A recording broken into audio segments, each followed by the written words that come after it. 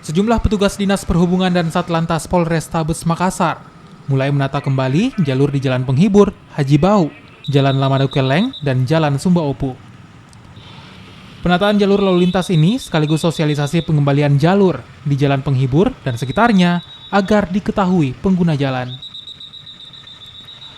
Pengembalian arah di Jalan Penghibur dan jalan sekitarnya setelah Dinas Perhubungan dan Satlantas Polrestabes Makassar mengevaluasi jalur lalu lintas yang dinilai banyak penumpukan di Jalan Sultan Hasanuddin.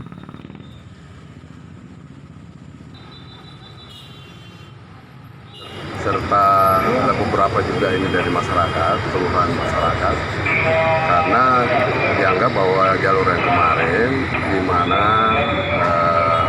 jalur yang mengarah dari selatan ke utara itu bertumpu di Hasanuddin. Ya, jadi kalau ini dibalik kembali, jadi ada dua jalur yang menuju ke utara, yaitu Jalan Penghibur dengan Jalan Hasanuddin. Begitu pula yang dari utara ke selatan ini juga ada dua, yaitu Jalan Kajoladido, Jalan Sudirman. Nah, ini juga menjadi tujuan.